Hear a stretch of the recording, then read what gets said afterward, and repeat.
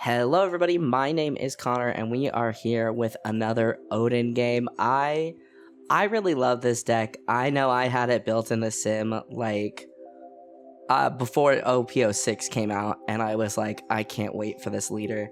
And I had so much fun with it. We are up against the Zoro Sanji leader though. That is a leader that I know is getting better and better, and I kind of want to try it, especially after this game. This game is pretty insane, honestly. So we tap 1, we go second, we tap 1, and we get the search off with our Momo, which is great. You love to see it. My opponent plays the promo Nami on their Don 1 turn. And we're trying to figure out what we want to get from this draw. We can't grab the Rad Beam, otherwise that'd be really great. Yeah, I like that pick. I think that's a pretty good pick. The Izo can rest a 4 cost or less. And I think that's just really useful. So my opponent is super awesome. He's fairly new to the game, but he's doing really incredibly well. He's trying out one of the playmats I designed and got printed to sell. So if you like that playmat, a link is in the description. Same with the Law one. I am selling the Law one.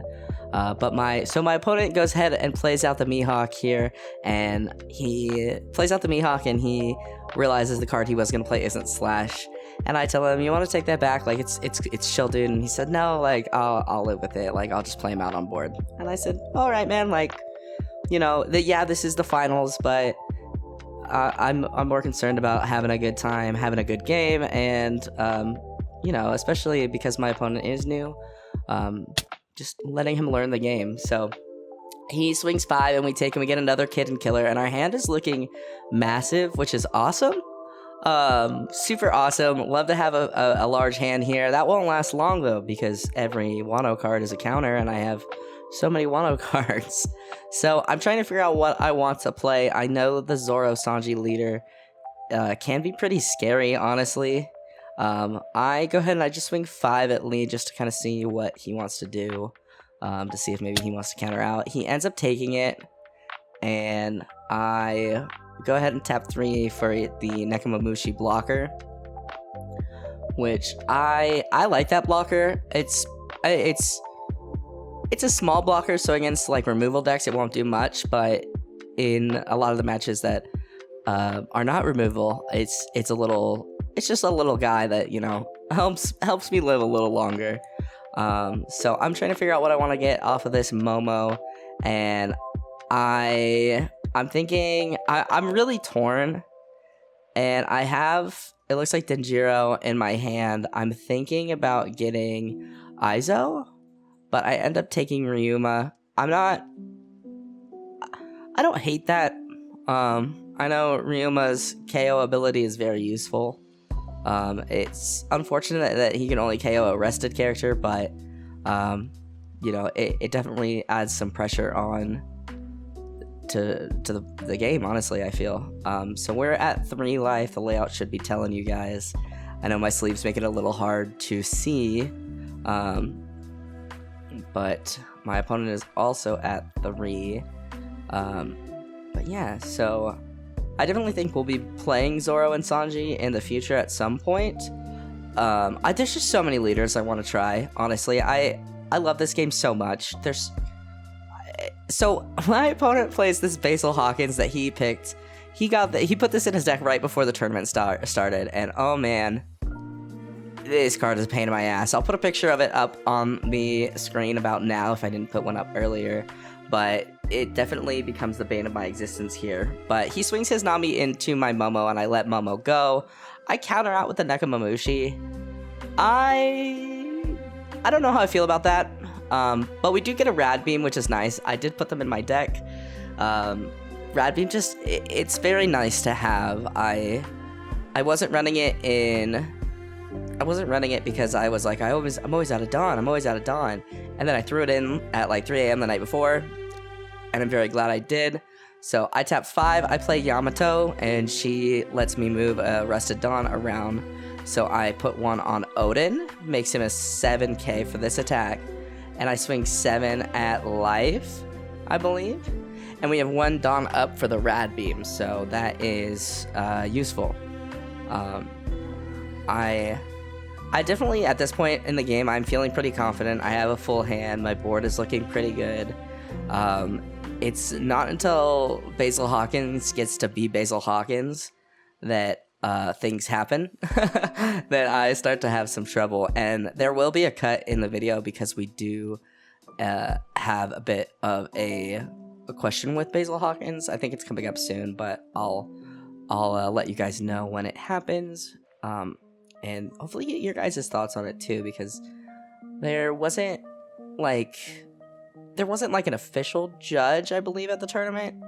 There was like, we didn't know who to ask, so we asked some of the people around, and we came up with a conclusion. So I'm just explaining to him because he is a newer player, that I'm putting the dice on just to show that, you know, he is a 6K, so, you know, and he's a 6K because I have the 5 cost on board, and my opponent is just okay, like, he's getting it.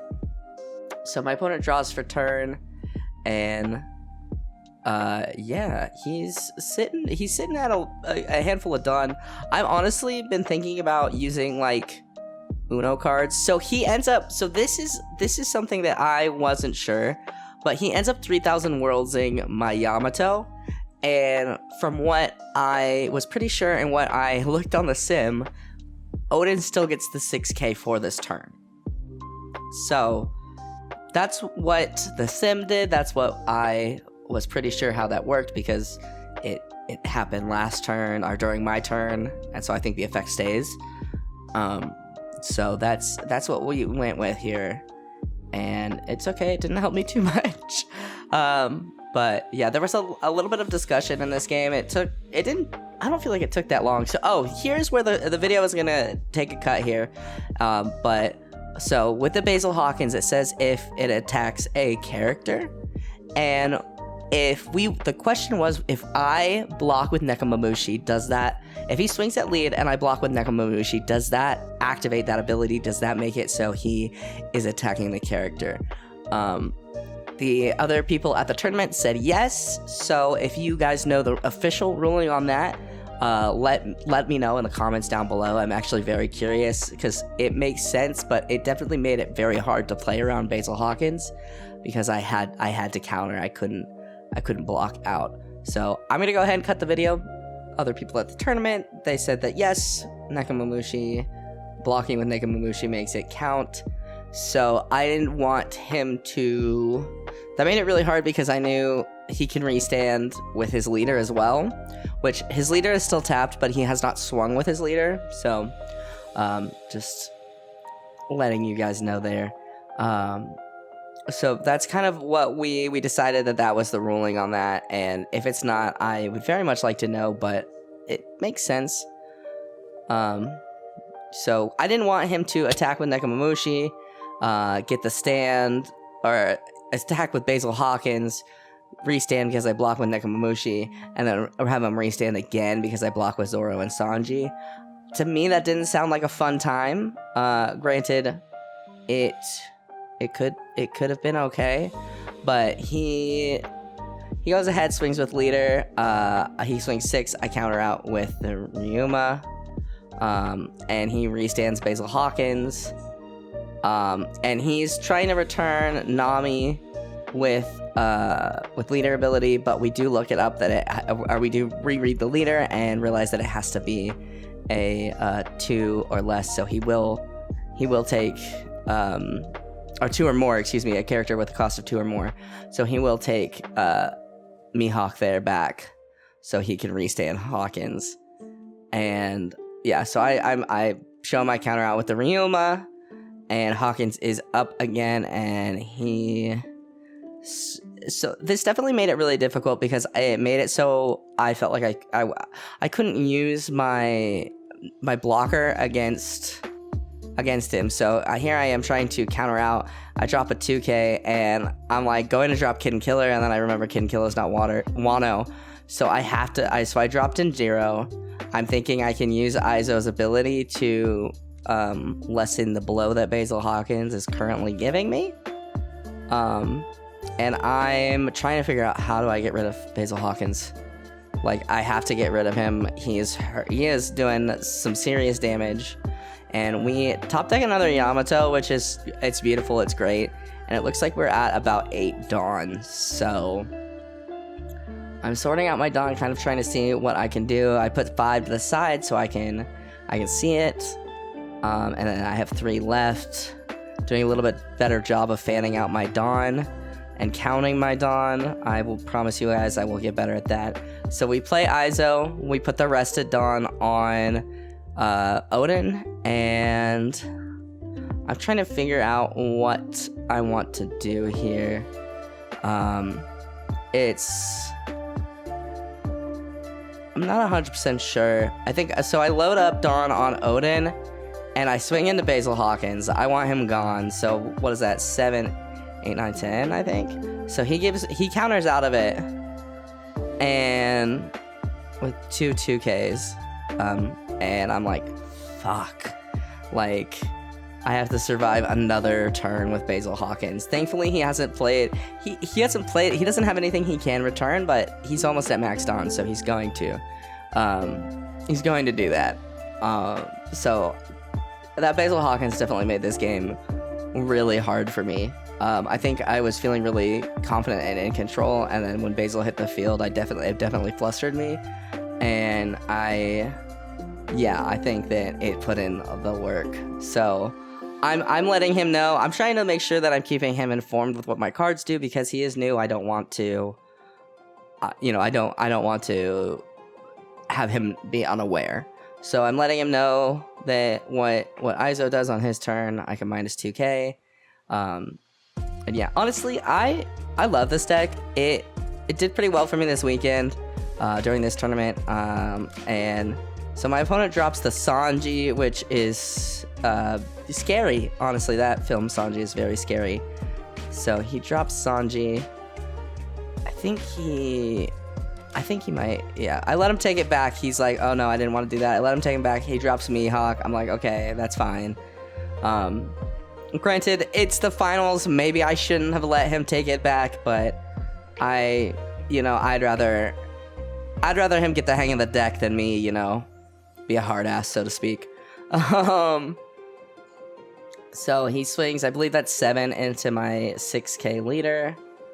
And I use Izo ability. I trash Kid Killer and minus it by 2k so it doesn't go through.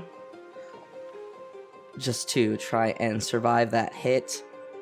I feel like I block with Nekomamushi coming up here, probably with the leader hit. But yeah, my hand is not looking super great. I had a lot of cards, but he did a really good job of getting rid of Momo early, so I couldn't keep drawing, which is unfortunate because I feel like that is definitely the problem with this deck, is the lack of card draw. So yeah, I block with the leader attack with the Nekomamushi, and I assume that I'm going to Gravity Blade. Radical Beam. It's Gravity Blade, Radical Beam, same thing. I assume I'm going to Rad Beam out of this attack, and I do. So I Rad Beam puts me up to 4k, which puts me to 10 because I'm a 6k leader. And we are able to escape that attack, and we get Denjiro, and I'm definitely feeling the pressure. I have to get rid of Basil Hawkins if I want a chance. And this turn is definitely, I put a lot of resources into getting rid of Basil Hawkins. And I'm not sure how I feel about it, honestly. But I dropped the Yamato, so I can tap 5, put a Dawn on Oden. And I have 5 Dawn left, and I'm trying to figure out what I want to do. So I tap 1, I play the Otama to minus the Basil Hawkins, so he's 4. And I swing Izo into him. And he's trying to decide if he wants to. It's a 4. He's a 4, I think, and I swing 7, so he gives me 2 cards. He wants to keep Basil Hawkins alive, and I'm trying to figure out how I want to do it. You know, how am I gonna kill this Basil Hawkins? He's at a 4, and if he counters that again, like, so I'm thinking about putting Dawn on Oden, and I decide not to because I do have the Kitten Killer, and even though he's still at 3 life, it's a 5k swing, so he's just asking about the Otama. He thought it was just for the attack, and I said no, it's for my turn. And so he is trying to figure out how to get out of this another 7k swing. And I'm just kind of explaining my cards to him, and these are similar cards he hasn't seen before. So he ends up giving he gives me the counter event that came with the deck, I believe, and he counters out of it. So I, in a last-ditch effort, swing 5 at 4. I want this Basil Hawkins gone. And at this point I'm thinking, okay, I have a decent board, and if I can get rid of Basil Hawkins, he's got no board. So that's great. That's what I want. And he's trying to figure out if he can keep Basil alive with what he has in hand, and he can't. So I finally get rid of Basil Hawkins. What a pain in the ass he was. And I go ahead and I pass turn.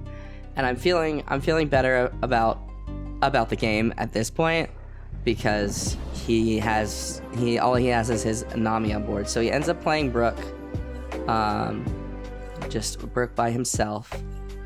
And let's see, I think he tries to swing with Brook, and I have to remind him that he played Brook this turn. But yeah, we are getting towards the end of the game, and at this point I'm feeling like I'm looking pretty good. I'm feeling confident, like, so he swings 5 into Kid and Killer, and I go ahead and let Kid and Killer go. You know, I'm feeling, I want him to swing to life. I want to take a life so I can get some cards. I have a decent board size. Things are looking pretty good for me, I feel. And you know, he's got one person that can attack. So yeah, he goes to swing with Brook, and I remind him, hey, you played Brook out this turn, he's got, you know, sickness. And he's like, oh, right, okay, sorry, I'll swing with Nami. And I'm like, okay. So I give him the last card in hand to counter out, and I'm thinking, like, okay, I think I got this here. I think this is looking pretty solid for me. So I top deck this Yamato, and I'm like, okay, how do I want to do this? I can play out Yamato and get the rest of done on Oden, or I can just swing big. So I swing 7 into life, and he takes, and I go ahead, attach 3. I think I swing another 7 with Yamato. But yeah, so yeah, I attach 3 to Yamato, 5, 6, 7, 8, 8 into life with Yamato, and he takes, and I'm trying to decide, like, what I want to do, like how I want to do it, and I'm thinking, okay, if I play out Yamato, I can move Arrested Dawn. So I even attach 1 to Otama and swing into Nami to just clear his board. Make it so he doesn't have anything else he can attack. And I'm like, at this point I'm like, okay, yeah, we are doing good. So I think I end up playing the Yamato here, and realistically I should not have. I don't think I needed I think I could have just swung, maybe left 1 up to bait the Rad Beam, and swung larger into his life.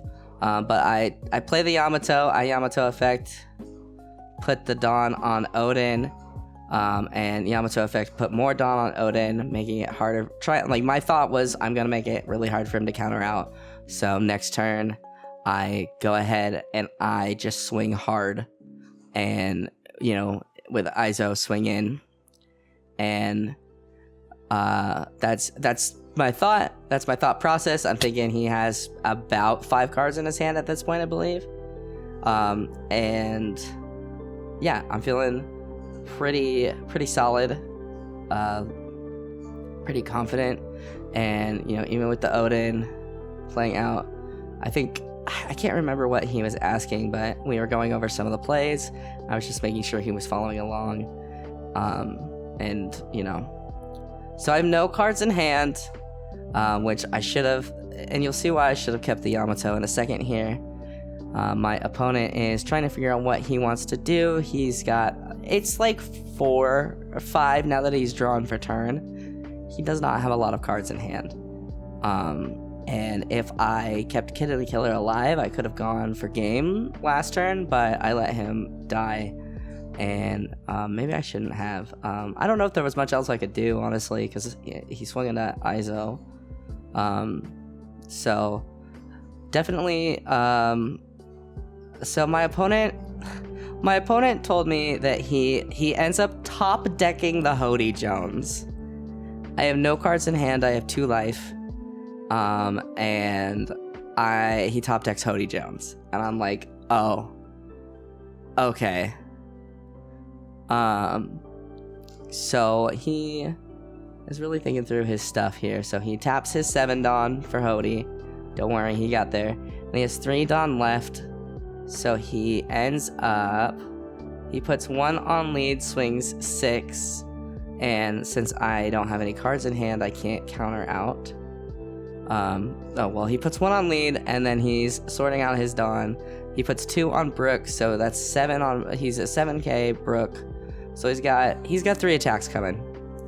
And if I had kept Yamato, I would have had a counter, but I didn't. And it was definitely my downfall because he top decked Hody Jones. He swings with Brook, I take it. That's a 1k counter, okay. He swings with Hody, I take it. It's Ryuma, 1k counter. I counter out. And then at this point I'm going, you win, dude. So I lost because he top decked Hody Jones, and I played out the 1k counter that I needed to keep.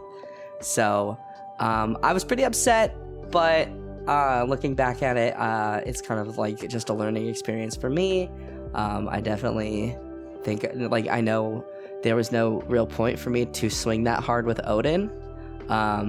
Even if he countered out, I could have had the card in my hand to counter, and even with top decking Hody Jones, I would have lived. But it's always like, you know, I know now that he was gonna get Hody Jones. I know how to play against it, or I know how I could have improved my play. But at the time, I didn't even know he was running Hody Jones in his deck. So that was neat. But that's gonna do it for me, guys. Thank you guys so much for watching this video. If you guys liked this video, hit that like button down below. It helps me out more than you can ever know. Go ahead and subscribe if you are new. Next video, we will either be playing Purple Luffy or more Oden. I'm hoping to get pretty comfortable with Purple Luffy and be able to throw together a deck of his for him tonight and play in my tournament tomorrow at the time that I'm voicing this over. But yeah, thank you guys so much. I will catch you guys in the next video. Have a wonderful rest of your day.